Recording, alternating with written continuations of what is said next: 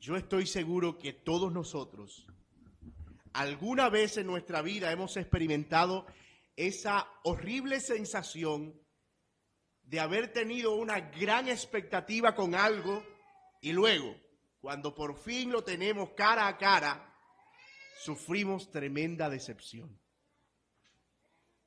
Pasa con personas, pasa con una comida, pasa con lugares, pasa con viajes, etc.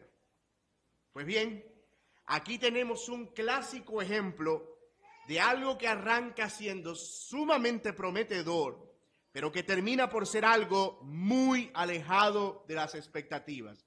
Y es la historia de uno de los jueces más recordados en todo el libro de los jueces y tal vez uno de los personajes más reseñados de toda la escritura, Sansón.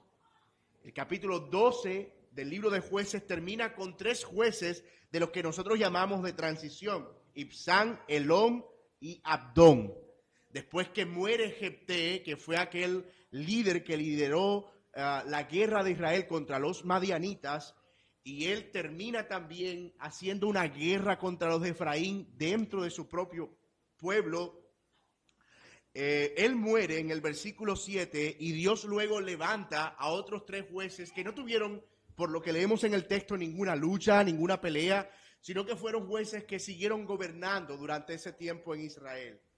Sin embargo, una vez termina el periodo de gobierno, por así decirlo, de estos jueces que pasaron sin muchas penas y gloria, gracias a Dios, empieza en el capítulo 13 un nuevo ciclo de pecado, como nosotros lo hemos identificado. Y es allí donde comienza la historia entretenida, pero también muy cargada de enseñanza, doctrina y muchos elementos útiles para nosotros. La gran historia de Sansón. La vida de Sansón nosotros pudiéramos dividirla en 3 etapas y es lo que hemos hecho para abordarla a la luz de los siguientes capítulos y sermones que vamos a estar estudiando. La primera etapa de la vida de Sansón es la promesa antes de su nacimiento, la segunda etapa la decepción por su fracasada vida y la tercera etapa es la victoria de su muerte en debilidad.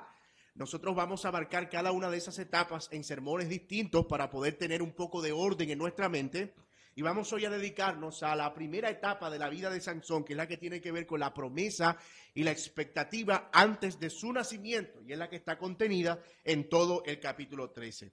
En todo el capítulo 13. Entonces vamos a abordar ese capítulo 13 hoy a la luz de 3 encabezados, básicamente. El primer encabezado, el libertador que es enviado por gracia, versículo 1. El segundo, un libertador extraordinario, versículos del 2 al 7. Y el tercero, un libertador enviado por la voluntad de Dios, versículos del 8 al 24. 3 encabezados para abordar el capítulo 13, la primera etapa de la vida de Sansón. Un libertador enviado por gracia, un libertador extraordinario y un libertador enviado por la voluntad de Dios. Noten lo que dice el versículo 1 para entrar en nuestro primer encabezado. Los hijos de Israel, capítulo 13, volvieron a hacer lo malo ante los ojos de Jehová, y Jehová los entregó en manos de los filisteos por 40 años. Y yo sé que estas palabras, todos los que hemos estado leyendo el libro de Jueces, son muy familiares para nosotros. La vemos una y otra vez. Y los hijos de Israel hicieron lo malo ante los ojos de Jehová, y el Señor los entregó en manos de sus enemigos. Pero no sé si ustedes se dan cuenta que hay algo ligeramente distinto en este ciclo de pecado. ¿Qué es eso distinto que nosotros vemos? Bueno, primero que es un periodo muy largo, 40 años, en manos de los filisteos. Y lo segundo que nosotros vemos es que este ciclo de pecado, a diferencia de los otros ciclos de pecados, no incluyó el clamor del pueblo.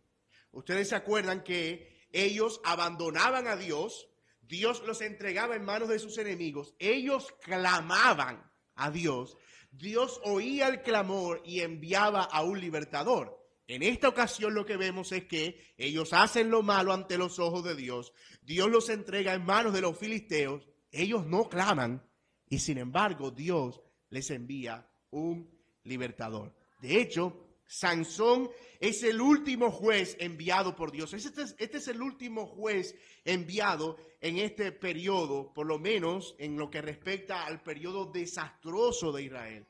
Nosotros sabemos que después vendría Samuel, pero él hace parte más de una segunda etapa de este periodo de los jueces. Y nosotros debemos esperar grandes cosas de este juez. Es el último, es el que llega al final, y nosotros esperamos que él sea quien definitivamente liberte a Israel. Pero, de nuevo, no aparece como resultado de un clamor. Ahora bien, esto nos muestra a nosotros aquí algo bien interesante. Y lo que nos deja ver es que Dios no enviaba a los jueces precisamente porque ellos clamaran, el pueblo de Israel. Dios enviaba jueces por su misericordia. En algunas ocasiones ellos clamaban y Dios enviaba al juez. Pero aquí vemos que ellos no clamaban y de todas maneras Dios envió al juez. Y ahora, hermanos, nosotros debemos estar seguros aquí por este pasaje que Dios no enviaba libertadores a Israel a causa del clamor de Israel, sino a causa de la fidelidad de Dios, a causa de que Él es fiel. Y eso es muy interesante para nuestra propia vida. Y debemos entenderlo así. Nosotros pudiéramos contar, o tal vez no pudiéramos contar, las miles de veces en que Dios ha obrado en nuestra vida sin que nosotros lo merezcamos. Y parece que los únicos testigos de eso son Dios y nosotros. Que después de un pecado, de ser infieles, de abandonar al Señor, de estar en una etapa de decadencia espiritual en nuestra vida, sin embargo vemos a Dios obrar. No se lo decimos a nadie. No hablamos con ninguno de eso. Pero dentro de nosotros pensamos, wow, Señor, tú eres tan fiel que a pesar de mí y de mi infidelidad, tú siempre muestras tu misericordia. ¿Alguna vez eso le ha pasado? Ahora, eso muestra un gran atributo de Dios. Y es el atributo de su misericordia, bondad y su gracia, o varios atributos al mismo tiempo. Dios no obra en nosotros a causa de nuestros méritos. Él obra en nosotros a causa de su gracia en la persona del Señor Jesucristo. Y eso tiene que quitarnos de nuestra mente la idea de que nosotros tenemos que portarnos bien para nosotros poder experimentar la gracia del Señor. No, nosotros debemos portarnos bien como un resultado del agradecimiento que tenemos por Dios, por mostrar su gracia con pecadores que siendo infieles, ven a un Dios fiel obrar en su vida. ¿Sabe qué, mi hermano? Nosotros somos movidos por el agradecimiento y esa es la cosa más extraña que nosotros pudiéramos encontrar en la vida y es solo posible a causa de Jesucristo. Vivimos en obediencia, hacemos la voluntad de Dios porque Él ha obrado en nosotros, no para que Él nos dé algo. Y son dos tipos de religiones que producen dos tipos distintos de adoración. La primera, la que reconoce primero la gracia de Dios y luego obra, es una que vive en función del agradecimiento. Y es una que vive siempre acudiendo a Cristo en medio de sus debilidades. La segunda, la que vive en función solo de sus propios méritos, es la religión del esfuerzo propio, del látigo en la espalda, de creer que yo soy quien tiene que ganarse las cosas. Las dos producen dos tipos de adoración muy distintas. Y Dios nos está mostrando aquí ya un anticipo de lo que Él haría con nosotros en Cristo Jesús. Eso, y debo ser enfático en esto, eso no debe llenarnos a nosotros de cinismo. No debe llenar a un verdadero creyente de cinismo, sino de vergüenza. Y una vergüenza que nos lleva al arrepentimiento y continuamente a la gracia de Dios. Nuestro Dios se mantiene fiel a su pacto por encima de nosotros y de nuestras debilidades. Y de nuevo, no me malentiendan. Esto no quiere decir que debemos pecar, porque de todos modos Dios está obligado a bendecirnos y a obrar en nuestro favor. Por favor, no me malentienda. Si usted está pensando de esa manera, yo le animo a que revise su fe. Pablo respondió a esa objeción en Romanos 6, ¿qué pues diremos? Pecaremos para que la gracia abunde. ¿Y qué dijo Pablo? En ninguna manera. La negación más fuerte que nosotros vemos en todo el Nuevo Testamento. De ninguna manera. ¿Cómo se te ocurre? Así que no piense usted, hermano, que el hecho de que Dios sea fiel nos da a nosotros la licencia para nosotros vivir en pecado solo para que Él obre bienes en nosotros. No, lo que sucede es que al que tiene el Espíritu de Dios, esa gracia lo mueve a la santidad y a vivir una vida apartada del pecado. Esto es abrumador realmente. Es abrumador y es lo que debe mover nuestra adoración, y en eso insisto. Podemos estar seguros que nada nos podrá separar del amor de Dios. Y eso le da sentido a Romanos 8. Ni tribulación, ni hambre, ni angustia, ni debilidad, ni ángeles, ni principados, ni lo presente, ni lo porvenir, ni ninguna otra cosa creada nos podrá separar del amor de Dios que es en Cristo Jesús. Jesucristo mismo, hermanos, vino a nuestras vidas cuando nosotros no lo queríamos. Nadie puede decir, ay, hermano, usted no sabe cuánto estaba anhelando yo la salvación. No, nosotros amábamos el pecado. Y como amábamos el pecado, aborrecíamos a Cristo. Sin embargo, dice la Escritura claramente que Él nos amó a nosotros cuando estábamos muertos en nuestros delitos y pecados. Y la razón por la que le amamos a Él es porque Él nos amó a nosotros primero. ¿Lo ven? Nosotros no amábamos a Cristo, pero Él nos amó sin embargo. Nosotros no deseábamos a Cristo, pero Él murió sin embargo por nosotros. Y esa es la muestra, hermanos, de la fidelidad de Dios. Así que Sansón es un libertador enviado por gracia. Es un libertador enviado no a causa del clamor del pueblo, sino a causa de la fidelidad de Dios a su pacto. Pero él no solo viene como un libertador por gracia, sino que su nacimiento es un nacimiento extraordinario. Y eso nos lleva a nuestro segundo encabezado. Vaya conmigo al versículo 2. Y había un hombre de Sora, de la tribu de Dan, el cual se llamaba Manoa, y su mujer era estéril, y nunca había tenido hijo. A esta mujer apareció el ángel de Jehová y le dijo, he aquí que tú eres estéril y nunca has tenido hijos. Pero concebirás y darás a luz a un hijo. Ahora pues, no bebas vino ni sidra, ni comas cosa inmunda, pues he aquí que concebirás y darás a luz a un hijo, y navaja no pasará sobre su cabeza, porque el niño será nazareo a Dios desde su nacimiento, y él comenzará a salvar a Israel de mano de los filisteos. Y la mujer vino y se lo contó a su marido diciendo, un varón de Dios vino a mí cuyo aspecto era como aspecto del ángel de Dios, terrible en gran manera, y le pregunté de dónde, y no le pregunté de dónde ni quién era, ni tampoco él me dijo su nombre. Y me dijo, he aquí tú concebirás y darás a luz a un hijo, por tanto ahora no bebas vino ni sidra, ni comas cosa inmunda, porque este niño será nazareo a Dios desde su nacimiento hasta el día de su muerte. Noten cómo describe aquí, o cómo se describe aquí el anuncio del nacimiento de Sansón. Y ya todo lo que nosotros vemos aquí nos suena a milagroso. Todo lo que vemos aquí es extraordinario. Esta no es la manera en que se concibe a una persona común y corriente.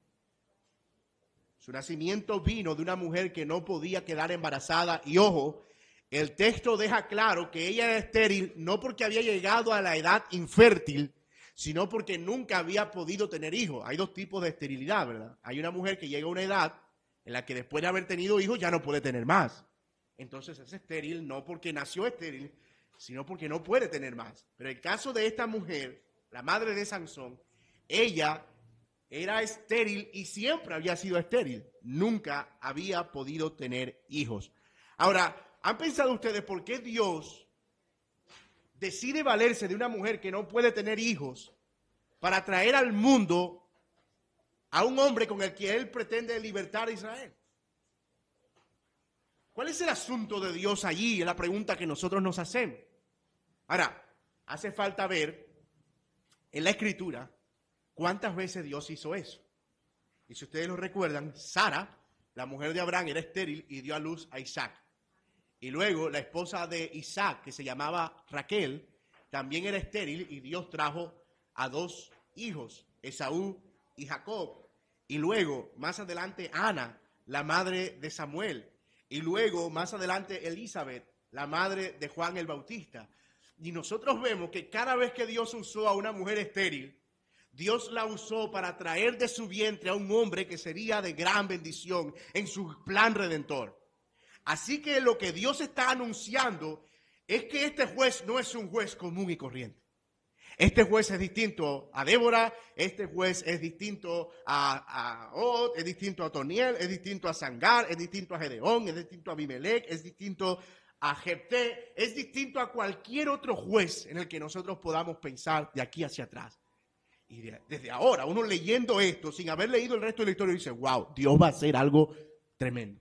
O sea, es el último juez, escoge una mujer estéril, manda a su ángel a anunciar el nacimiento. Wow, Dios se está preparando para traer al mundo a un libertador impresionante. Hasta ahora, esa es la idea que nosotros vamos teniendo allí de Sansón. Su nacimiento es anunciado por un ángel, al igual que el nacimiento de Juan el Bautista. Y ojo, al igual que el nacimiento del mismo Señor Jesucristo. O sea que uno dice, este hombre es de alto calibre. Este juez. La madre de Sansón recibe algunas instrucciones específicas acerca de cuál debe ser su dieta durante su embarazo. Y no es un asunto meramente alimenticio o nutricional, es un asunto que tiene que ver con la consagración que Sansón tendría incluso desde antes de nacer. Ella debía guardar un voto que está explícito en Números capítulo 6, que se conoce como el voto de nazareato o voto de nazareo. Y no vaya a confundirse, nazareo no es lo mismo que nazareno. Son dos cosas muy diferentes. Un nazareno es alguien que es de Nazaret. Un nazareo es una persona consagrada según el voto de Números capítulo 6. ¿Y en qué consistía ese nazareato o ese voto de nazareo? Bueno, el propósito era dar una señal de que era un hombre consagrado al servicio a Dios en cuerpo y en mente y también en espíritu. O sea, que todo su ser estaba consagrado a Dios como se consagraba un sacerdote. Y en ese sentido, una persona que estaba dedicada al nazareo tenía que tener una señal sobre su cuerpo, y esa señal era que siempre debía estar con la cabeza sin pasar navaja, ¿no? Con su cabello largo. El otro requisito era que no debía probar vino de ninguna clase, ni fruto de ni siquiera las uvas pasas, que era una especie de dieta que se tenía en Israel. Y además de eso, tampoco debía probar el fruto de la sidra, que era una especie de cebada con la que se obtenía cerveza. Y otro mandato interesante acerca de los nazarenos era que no podía tener contacto con un cuerpo muerto. Eso eran básicamente las restricciones de un nazareno. No podía pasar navaja sobre su cabeza, no debía tomar del fruto de la vid, no debía probar la sidra y tampoco debía tener contacto con un cuerpo muerto, independientemente del cuerpo que fuera. Ahora, ya ustedes se pueden imaginar la vida estricta que debía llevar una persona en ese sentido.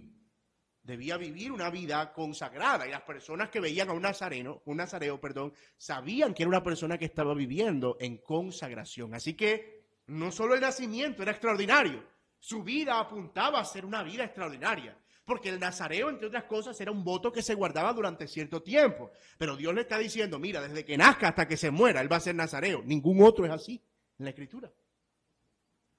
Así que todavía esto nos sigue añadiendo elementos para nosotros decir, wow, Dios se trae algo entre manos con Sansón. Y este va a ser un libertador verdaderamente sorprendente. Nosotros sabemos, hermanos, que Dios llama de manera extraordinaria a Sansón. Pero yo quisiera que por un momento nosotros quitáramos los ojos de Sansón y pensáramos en lo que Dios está haciendo a la luz de toda la historia de la redención. Sabemos que la madre de Sansón, recibe la promesa de que él rescatará a Israel. Note lo que dice aquí en el versículo 5. Pues he aquí tú concebirás y darás a luz a un hijo, y navaja no pasará sobre su cabeza, porque el niño será nazareo desde su nacimiento, y él comenzará a salvar a Israel de mano de los filisteos. Y eso se parece mucho a aquellas palabras que Gabriel le dijo a María cuando se encontró con ella y le dijo, mira, él se va a llamar Emmanuel, que es Dios con nosotros, y porque él salvará a su pueblo. A diferencia de Sansón, Sansón libertaría a Israel de los filisteos según la promesa, pero Cristo salvaría a su pueblo de sus propios pecados, que finalmente es nuestro más grande enemigo. Ahora bien, ningún otro juez, y esto ya lo mencionamos, surgió con expectativas tan grandes. Ninguno otro. Pero yo quiero detenerme aquí para hacer una aplicación práctica que bien pudo haber reservado para el final, pero quiero que veamos una aplicación práctica aquí.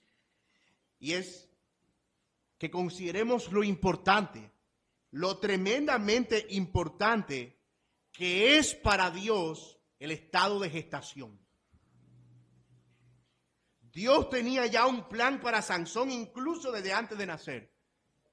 Y eso es importante en medio de una cultura que ve a los bebés como objetos de asesinato en cualquier etapa de sus vidas o de muerte.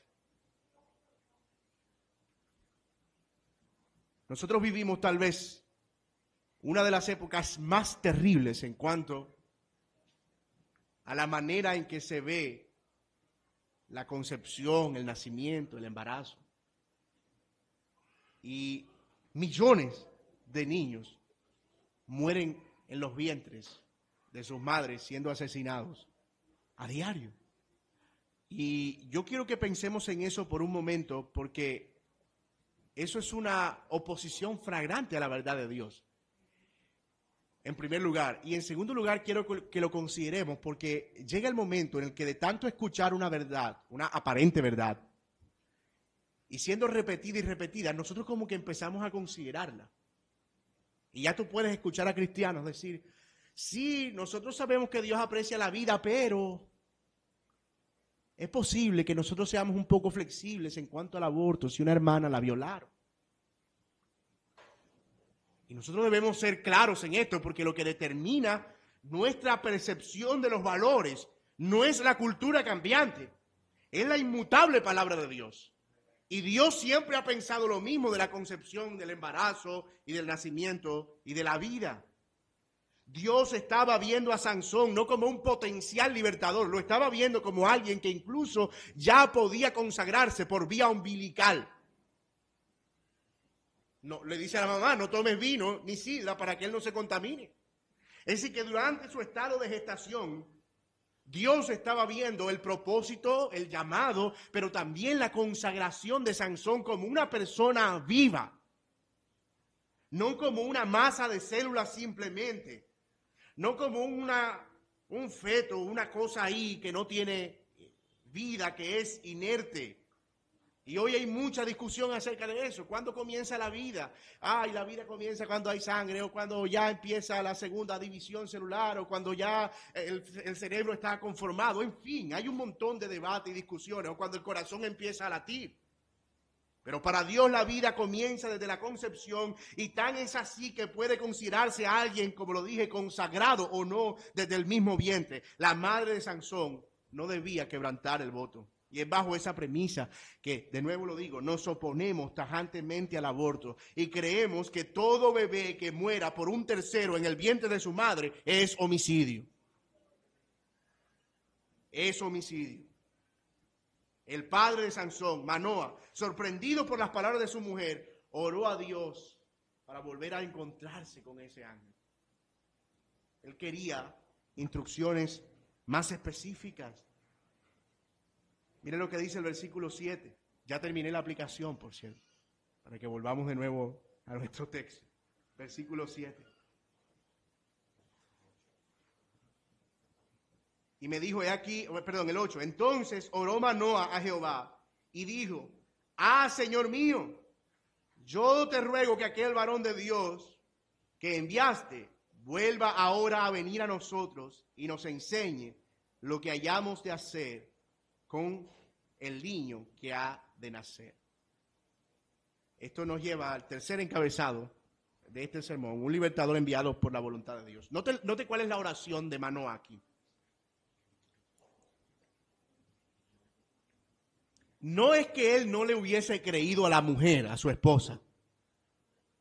Su esposa le dijo, el ángel me dijo que voy a tener un hijo y debo consagrarlo. No es que Manoa no haya creído. Es que él quería más instrucciones. Lo que estaba en la mente de Manoa era esto. Mira, mujer, si a ti te apareció el ángel de Jehová y si te dijo que ese hijo que tú vas a tener va a ser nazareo Y si te dijo que va a salvar a Israel, nosotros tenemos que tener cuidado con ese muchacho. Y tenemos que cuidarlo al máximo. Yo quiero que él me dé más instrucciones. Porque no quiero equivocarme. Así que él ora. Y mira el versículo 15 conmigo, para que demos un salto chiquitico. Después que aparece el ángel, como respuesta a la oración de Manoah. Mira lo que dice en el versículo 15.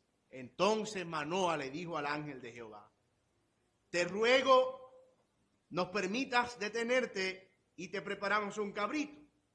Y el ángel de Jehová respondió a Manoah: aunque me detengas, no comeré de tu pan. Mas si quieres hacer holocausto, ofrécelo a Jehová. Y no sabía Manoah que aquel fuese, ¿quién? El ángel de Jehová.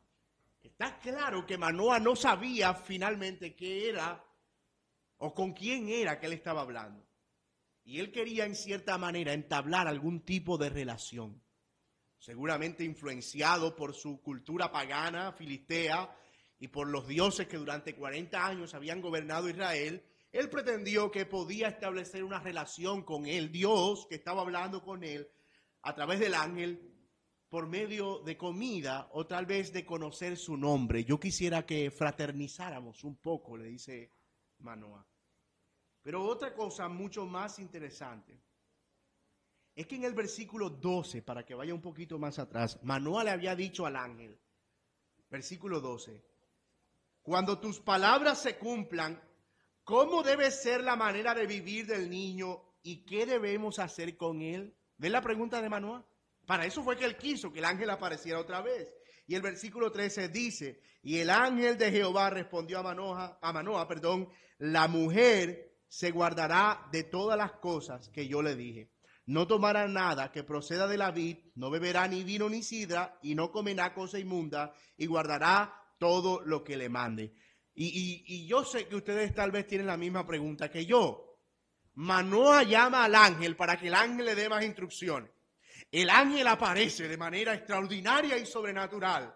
Y cuando Manoah le dice, ángel, ¿qué más lo que hay que hacer? El ángel dice, lo que le dije a tu mujer. Él no añadió ninguna información. Lo que le dije a tu mujer es todo lo que tú debes hacer con el niño. La pregunta es, ¿y entonces para qué apareció? Si le iba a decir lo mismo, ¿cuál es el propósito de que apareciera y apareciera de manera tan extraordinaria? La respuesta es, a mi modo de ver por el texto, y lo que puedo inferir del texto es, para confirmar que el llamado de Sansón era hecho por Dios mismo directamente. Y que eso ya debía ser suficiente para que él se consagrara definitivamente. El ángel aparece para mostrarle que quien lo estaba llamando era Dios mismo. Es por eso que él después se manda las manos a la cabeza y le dice a la mujer, ay mujer, nosotros nos vamos a morir porque hemos visto a Dios y hemos hablado con Dios. ¿Sabe qué, hermanos? A veces nosotros quisiéramos como Manoah recibir un manojo de instrucciones cuando llegamos a la fe. Buenas tardes, hermano. Bienvenido a nuestra iglesia. Bienvenido a Cristo. Aquí tiene una lista blanca con las cosas que usted debe hacer y aquí tiene una lista negra con las cosas que no debe hacer. Viva conforme a esas dos listas y usted entrará al reino de los cielos. A veces quisiéramos que el cristianismo fuera así y nosotros nacemos con esa tendencia a las instrucciones. Sí, pero ¿qué es lo que debo hacer? Todo el tiempo estamos pensando y esperando que nos digan qué es lo que nosotros debemos hacer. Y yo sé que ustedes y yo somos padres, ¿verdad? Y algunos de ustedes que están aquí ya sus hijos están más grandes. Lo placentero que es cuando uno ve a un hijo que de manera autónoma está haciendo algo provechoso que uno no le pidió. ¿Alguna vez le ha pasado? ¿Verdad? Usted se levanta y de repente su hijo o su hija se levantó antes, o su hijo, porque ellos también lavan platos, y de repente ellos están allí lavando los platos y usted, wow, yo no lo mandé. Lo primero que usted sospecha es, me va a pedir algo. Pero no deja de dar cierta satisfacción ver que ellos de manera autónoma, sin que tú los mandes, están haciendo algo. Y eso es lo que Dios espera en cuanto a nuestra relación y nuestra comunión. De nuevo, qué fácil es tener una lista. No comas, no toques, no bebas, no mires, no haya, no vayas, no vengas, no cojas, no agarres. Qué fácil sería tener esa lista, porque eso a nuestro corazón pecaminoso lo hace sentir realizado.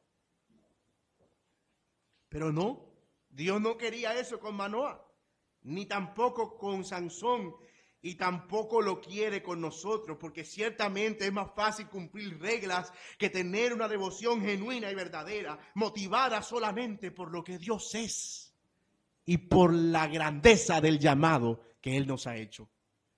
Muchas personas, de hecho, basan su religión solo en las cosas que deben o no deben hacer y no en el deleite de Dios mismo. Nunca encuentran deleite en Dios porque siempre están pensando en qué debo hacer y qué debo evitar.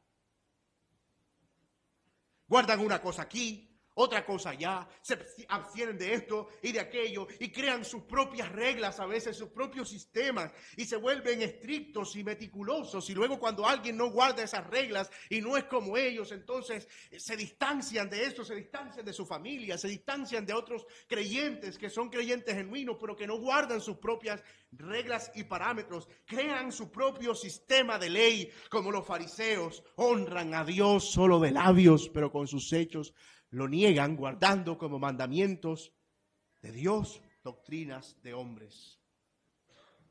Que Dios mismo haya escogido a Sansón desde el vientre debía ser un motivo más que suficiente para vivir una vida consagrada, y eso era lo que Dios esperaba de Manoah.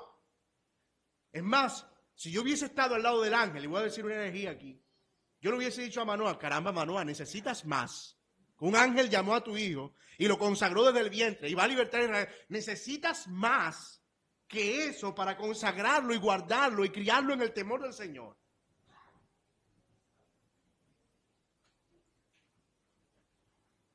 Que Dios mismo nos haya llamado a nosotros debe ser suficiente para vivir agradándole en todo. Al contemplar la grandeza del llamado de Dios, eso debe ser más que suficiente para nosotros. No esperamos una larga lista de requisitos. No es nada personal, no estoy pensando en nadie en este momento, pero nosotros tenemos que salir de esa mente infantil de: pastor, esto se puede, pastor, esto no se puede, pastor, esto se puede hacer, pastor, esto no se puede hacer. Porque yo no determino qué se hace y qué no se hace, hermano mío. Es la palabra de Dios, es el deleite en el Señor, es conocer a Dios lo que nos lleva a nosotros a distanciarnos de lo que a Él le desagrada y acercarnos a lo que a Él le agrada, casi que de manera espontánea por la misma obra del Espíritu en nuestros corazones. Él es suficiente, Él es suficiente. El que descendió en persona para rescatarnos, siquiera a Él le vino un ángel, pero a nosotros vino el mismo Dios encarnado y murió en la cruz. Nuestro llamado es todavía mucho más solemne, mucho más grande que el llamado del ángel por Sansón. Así que un motivo más que suficiente, y más que el que tenía Sansón y Manoah para vivir consagrados, lo tenemos nosotros, nuestro llamado a la salvación. Esto se parece al momento en el que el hijo menor, para ilustrar todavía un poco más lo que está pasando aquí con Manoah y el ángel, el hijo menor del padre, el pródigo, ¿se acuerdan? En la parábola Lucas 15, cuando el hijo menor vuelve en sí y regresa a la casa del padre, ustedes pueden imaginarse a ese hijo menor tratando de dar explicaciones y pedirle a su padre una lista de requisitos. Padre, he pecado contra el cielo, contra ti, no soy digno de ser llamado tu hijo. Recíbeme como uno de tus jornaleros, dime qué tengo que hacer. ¿Y qué le dice el padre? Shh, cállate.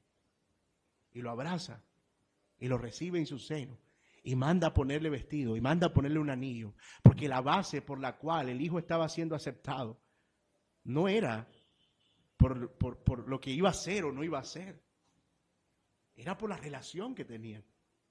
Y en parte, mis amados, eso es lo que debe mover nuestra vida de adoración al Señor. Debemos de estar dejando de comportarnos como el hijo menor en el regazo del Padre, que aún experimentando su abrazo, su recibimiento y su amor, todavía estamos preguntándole, Señor, ¿pero qué quieres que haga? Señor, pero dime, pero simplemente deleitémonos en el privilegio de disfrutar de Él.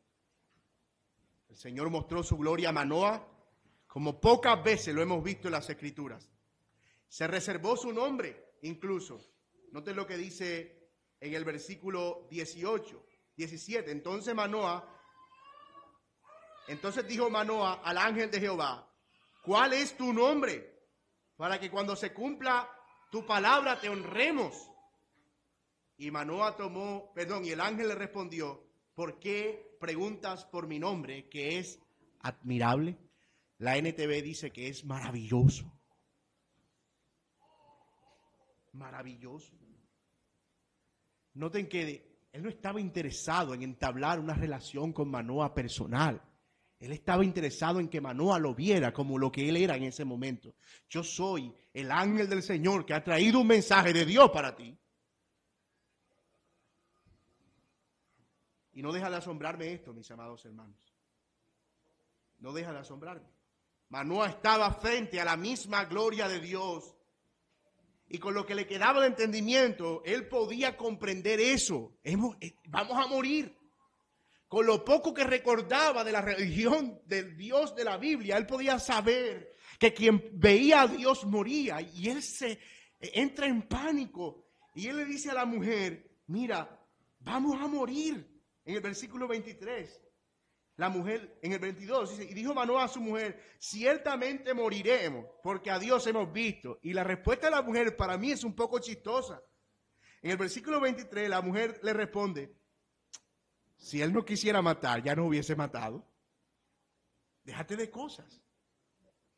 Si el Señor no quisiera matar, ya nos habría matado, pero él solo quiso que supiéramos que esto venía de su parte. Y eso, como dije, no deja de asombrar, hermanos. Porque es exactamente lo que nosotros debemos sentir ante el Señor. Exactamente. Su presencia es más que cualquier asunto emotivo. Dios pudo habernos matado. Y Él habría sido perfectamente justo, pero no lo hizo. No lo hizo.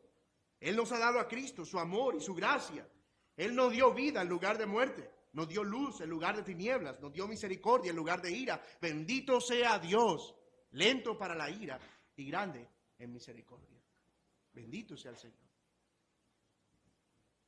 Finalmente, mis amados, nuestro texto dice que en el versículo 25, 24 y 25, que la mujer dio a luz a Sansón. Y le puso, dio a luz al hijo y le puso por nombre Sansón. Yo les adelanté la historia porque yo sé que ustedes saben que él se iba a llamar Sansón. Perdónenme por hacerle spoiler. Y el niño creció y Jehová que lo bendijo. Oye esto, y el espíritu de Jehová comenzó a manifestarse en él en los campamentos de Dan, entre Sora y Estaol. Sansón nació, Dios lo bendijo, fue lleno del Espíritu de Dios y esa llenura del Espíritu sobre él empezó a manifestarse entre su pueblo. ¿Eso les suena familiar a ustedes?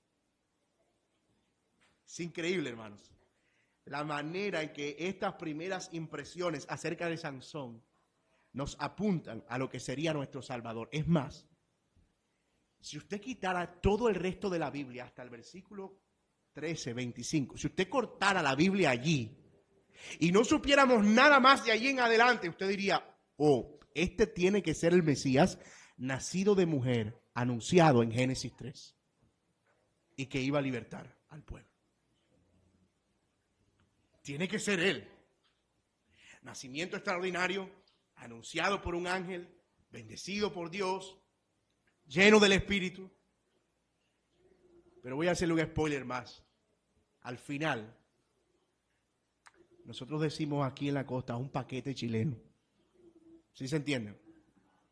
Un paquete. Él no fue ese Mesías, pero nos dejó unas pistas. Que cuando viniera el verdadero libertador, el verdadero juez, el verdadero Mesías, su nacimiento debía ser extraordinario. Sansón nos apunta a esa expectativa del nacimiento del Señor Jesucristo, su llamado, su consagración, la forma en que viene al mundo, cómo es lleno del Espíritu. ¿Se acuerdan Jesús siendo presentado en el templo al 8º día y estando allí una viejita llamada Ana y un viejito llamado Simeón? Reciben al niño en sus brazos y alaban a Dios y son llenos del Espíritu porque sus ojos antes de morir han visto al Mesías. Algo así es lo que vemos nosotros en paralelo en cuanto a nuestro verdadero libertador. La diferencia es que este libertador, llamado el Cristo de la gloria, nació siendo extraordinario, vivió siendo extraordinario, murió siendo extraordinario, se levantó al tercer día de entre los muertos siendo extraordinario y reina en gloria como un Dios extraordinario. No solo su nacimiento, su vida, su muerte, su resurrección, su ascensión y la promesa de su regreso son extraordinarios. Sansón solo llegó a la promesa, Sansón solo llegó al nacimiento y tal vez a algunos pocos días de su niñez. Acerca de Cristo se nos dice que el niño crecía, en Lucas, crecía en sabiduría y en conocimiento. Y así permaneció hasta el último día de sus vidas. Esa es la manera en que nacen aquellos que han de liberar al pueblo de Israel. Y nosotros sabemos, de nuevo, que Sansón fracasó durante su vida. Y eso lo vamos a ver durante los próximos sermones. Pero que el Cristo de la gloria permaneció siendo fiel hasta el último día. 3 aplicaciones prácticas para cerrar, hermano. Número 1. El pecado muchas veces nos va a arrinconar y nos hace sentir que hemos perdido toda esperanza. Cuando pecamos, cuando fallamos. Pero debemos recordar que el Señor nos ha amado por su fidelidad. Y aún por encima de nuestras faltas. La gran victoria del enemigo comienza cuando después de nuestro pecado la culpa nos aleja de Dios en lugar de acercarnos. Porque creemos que somos recibidos en base a nuestra obediencia y no en base a su fidelidad y a su gracia. Así que si, mi amigo y hermano que estás aquí, tú te has sentido desechado y sin deseos de continuar, tú debes recordar hoy al Dios fiel que cuando tú no le amabas envió a Jesucristo por ti.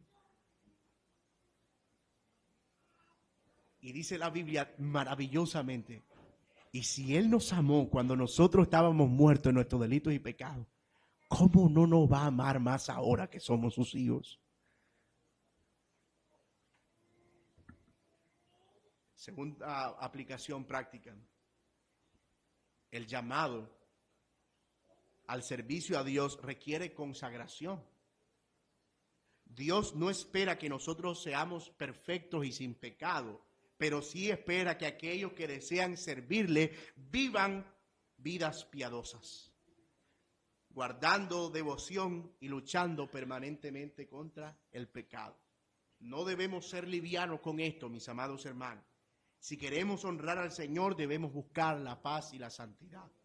No podemos simplemente pensar que se puede vivir una vida de libertinaje y pecado abierto y al mismo tiempo servir al Señor en las cosas santas. Dios demanda que aquellos que le sirvan vivan vidas consagradas. Tercera aplicación práctica. Nosotros no debemos confiarnos acerca de cómo andamos. Cuando comenzamos a andar en la fe, nos caracteriza el deseo y el anhelo de buscar y vivir y hacer. Y luego pasa el tiempo y vienen las luchas y ese deseo pareciera que se va apagando. Y eso se ve como algo normal, que no debería ser normal. Tú llegas a la fe, llegas con ese deseo, con ese anhelo en los primeros días y quieres comerte al mundo, predicarle a cualquier palo que se te atraviese, servir al Señor en lo primero que aparezca. Pero luego vas creciendo en la fe y pareciera como si eso fuera solo de primíparos. Y como si nosotros entráramos a la iglesia y al reino de los cielos y a la familia de Dios como si fuera una universidad. Y entonces en la medida en que pasan los semestres ya yo voy más maduro, ya no me asombra tanto las instalaciones, ya no me siento tan ansioso por llegar temprano, puedo llegar un poquito más tarde, puedo faltarle un poquito de respeto a los profesores, porque ya yo no soy primíparo, ya yo estoy en octavo, noveno semestre, tú no te gradúas aquí, hermano mío. La madurez no puede apartar ni hacer morir el deseo en nuestro corazón. Y eso era lo que pasaba con Sansón. Nació de manera extraordinaria, pero en la medida en que avanzaba su vida, eso se fue apagando y apagando y apagando. Mira, mi hermano, eso de que se muera el primer amor no es normal. El Señor reprendió a Éfeso por eso. Y lo digo porque podemos con toda franqueza decir, oye, yo me acuerdo cuando yo estaba en el primer amor, oye, yo sí predicaba y yo sí le hablaba a la gente. ¿Y por qué lo hablas como si eso fuera normal? ¿Por qué lo dice como si este segundo, tercero, no sé en qué amor estés, sea más perfecto, más maduro y no necesite estar tan involucrado en las cosas de Dios? Wow, mi hermano, mucho cuidado. Mucho cuidado con perder en nuestro corazón el deseo permanente de servir en aquello que el Señor nos ha llamado. Nosotros no nos graduamos aquí. Así que si es tu caso, pídele al Señor que te vuelva ese primer amor. Señor, devuélveme esas primeras obras, devuélveme ese primer deseo, devuélveme eso, Señor, con lo que tú me llamaste y esa cosa que me caracterizó y que tú pusiste en mí. Y que de repente mi apego al mundo y todas las cosas que enfrento fueron apagando. Dámelo, Señor, de vuelta. Que no sea así entre nosotros. Mantengamos siempre viva nuestra vocación y ardiente la llama de nuestro Dios en nuestros corazones. Vamos a orar.